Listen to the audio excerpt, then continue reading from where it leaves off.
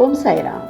Devotees, with the blessings of Shirdi Sai Baba, now let us continue part 2 of chapter 6 of Shirdi Sai Satcharitra.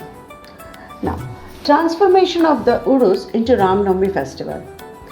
Things were going on in this way and the fair was gradually increasing in importance till 1912 AD when a change took place. That year, one devotee, Mr. Krishna Rao Jogeshwar Bhishma, the author of the pamphlet Sai Sagunopasana, came for the fair with Dada Saheb Khaparde of Amravati and was staying on the previous day in the Dikshitwada. While he was lying on the veranda and while Mr. Lakshman Rao alias Kaka Mahajani was going down with puja materials to the Masjid, a new thought arose in his mind and he accosted the latter thus. There is some providential arrangement in the fact that the Urus or fair is celebrated in Shirdi on the Ram Navami day. This day is very dear to all the Hindus. Then why not begin the Ram Navami festival, the celebration of the birth of Sri Rama on this day? Kaka Mahajani liked the idea and it was arranged to get Baba's permission in this matter. The main difficulty was how to secure a Haridas who would perform kirtan and sing the glories of the Lord on the occasion. But Bhishma solved the difficulty by saying that his Ram Akhyan, that is the composition on Rama's birth, was ready and he would do the kirtan himself while Kaka Mahajani should play on the harmonium. It was arranged to get the suntavada, that is ginger powder mixed with sugar, as prasad prepared by Radha Krishna Mai. So they immediately went to the masjid to get Baba's permission. Baba knew who knew all the things and was passing there, asked Mahajani as to what was going on with Vada. Being rather perturbed, Mahajani could not catch the purport of the question and remained silent. Then Baba asked Bhishma what he had to say. He explained the idea of celebrating Ram Navami festival and asked for Baba's permission and Baba gladly gave it. All rejoiced and made preparations for the Jayanti festival. Next day, the masjid was decorated with the buntings, etc. A cradle was supplied by Radha Krishna Mai and placed in front of Baba's seat and the proceedings started. Bhishma stood up for kirtan and Mahajani played on the harmonium. Sai Baba sent a man to call Mahajani. He was hesitating to go, doubting whether Baba would allow the festival to go on. But when he went to Baba, the latter asked him as to what was going on, why the cradle was placed there. He answered that the Ram Navami festival had commenced and the cradle was put on for that purpose. Then Baba took a garland from the nimba, that is a niche, and placed it around his neck and sent another garland for Bhishma. Then commenced the kirtan. When it came to a close, pound sounds of victory to Rama went up and gulal, that is a red powder, was thrown up all around amidst band and music. Everybody was overjoyed when suddenly roaring was heard. The red powder thrown promiscuously all around went up and somehow entered Baba's eyes. Baba got wild and began to scold and abuse loudly. People got frightened by this scene and took to their heels. Those intimate devotees who knew Baba well took the scoldings and outpourings of Baba as blessings in disguise. They thought that when Rama was born, it was proper for Baba to get wild and enraged to kill Ravana and his demons in the form of egoism and wicked thoughts, etc.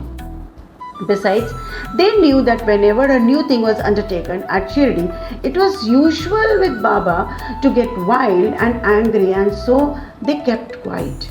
Radha Krishna Mai was rather afraid and thought that Baba might break her cradle, and she asked Mahajani to get the cradle back. When he went to loosen and unfasten the cradle, Baba went to him and asked him not to remove it. Then after some time, Baba became calm and that day's program, including Mahapuja and Aarti, was finished. Later on, Mr. Mahajani asked Baba for permission to remove the cradle. Baba refused the same, saying that the festival was not yet finished. Next day, another kirtan and Gopal Kala ceremony, that is an earthen pot containing parched rice mixed with curd, is hung, only to be broken after the kirtan and the contents distributed to all, as was done by Lord Krishna amongst his cowherds were performed, and then Baba allowed the cradle to be removed. While the Ramanavami festival was thus going on, the procession of the two flags by day and that of the sandal by night went off with the usual pomp and show. From this time onwards, the Urus of Baba was transformed into the Ramanavami festival. Now, for the next year, that is 1913, the items in the program of Ramanavami began to increase. Radhakrishna Mai started a Nama Sapta, that is singing the glory of God's name continuously day and night for 7 days. Now, from 1st of Chaitra, for this all devotees took part by turns and she also joined it. Sometimes early in the morning, as Ramanavami festival is celebrated in many places all over the country, the difficulty of getting a Haridas was felt again. But 5 or 6 days before the festival, Mahajani met accidentally Balabua Mali, who was known as Modern Tukaram, and got him to do the Kirtan that year. The next year, that is 1914, another Balabua Swatarkar of Brihadasiddha Kaute district Satara would not act as a Haridas in his own town as plague was prevailing in his town, and so he came to Shirdi. With Baba's permission, which was secured through Kaka Sahib Dikshit, he did the Kirtan and was sufficiently recompensed for his labor. The difficulty of getting a new Haridas every year was finally solved from 1914 by Sai Baba, as he entrusted this function to Dasganu Maharaj permanently, and since that time he has been successfully and creditably conducting that function up till now. Since 1912, this festival began to grow gradually year by year. From the 8th to 12th of Chaitra, Shirdi looked like a beehive of men. Shops began to increase, celebrated wrestlers took part in wrestling bouts, feeding of the poor was done on a grander scale, hard work and sincere efforts of Radhakrishna Mai turned Shirdi into a sansthan, that is a state. Paraphernalia increased. A beautiful horse, a palanquin, a chariot, and many silver things, pots, buckets, pictures, mirrors, etc. were presented. Elephants were also sent for the procession. Though all this paraphernalia increased enormously, Sai Baba ignored all these things and maintained his simplicity as before. It is to be noted that both the Hindus and Mohammedans have been working in unison in both the processions, and during the entire festival there has been no hitch or quarrel between them at all so far. First, about 5,000 to 7,000 people used to collect, but that figure went up to 75,000 in some years. Still, there was no outbreak of any epidemic or any riots worth the name during so many past years. Now let us see the repairs of the Masjid. Another important idea occurred to Gopal Gund. Just as he started the Urus or fair, he thought that he should put the Masjid in order. So in order to carry out the repairs, he collected stones and got them dressed. But this work was not assigned to him. This was reserved for Nana Sahib Chandorkar, and the payment work for Kaka Sahib Dikshit. First, Baba was unwilling to allow them to have these works done. But with the intervention of Malsapati, a local devotee of Baba, his permission was secured. When the payment was completed in one night in the Masjid, Baba took a small gadi for his seat, discarding the usual piece of sack, cloth used till then. In 1911, the Sabha Mandap, that is a courtyard, was also put in order with great labor and effort. The open space in front of the Masjid was very small and inconvenient. Kaka Sahib Dikshit wanted to extend it and put on it a roofing. At great expense, he got iron posts and pillars and trusses and started the work.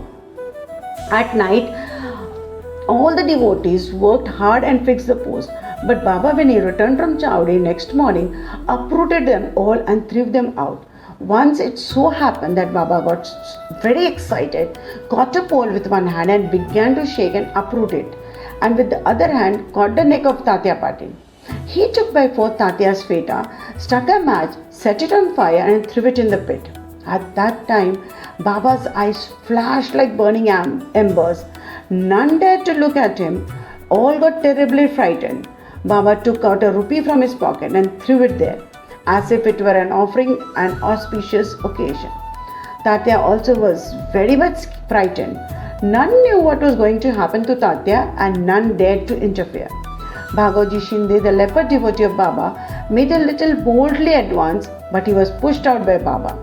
Madhav Rao was also similarly treated. he being pelted with brick pieces. So all those who went to intercede were similarly dealt with. But after some time, Baba's anger cooled down.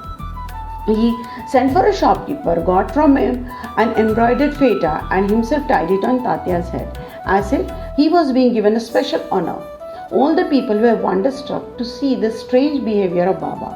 They were at a loss to know what enraged Baba so suddenly and what led him to assault Tatya Patil and why his anger cooled down the next moment. Baba was sometimes very calm and quiet and talked sweet things with love, but soon after, with or without any pretext, got enraged. Many such incidents may be related, but I do not know which to choose and which to omit. I therefore refer to them as they occur to me. In the next chapter, the question whether Baba was a Hindu or a Mohammedan will be taken up, and his yogic practices and powers and other matters will be dealt with. Bow to Shri Sai Baba. Peace be to all. Om Sai Ram. Let us stop here. Om Sai Ram. Kindly like, subscribe and comment on this channel. Om Sai Ram.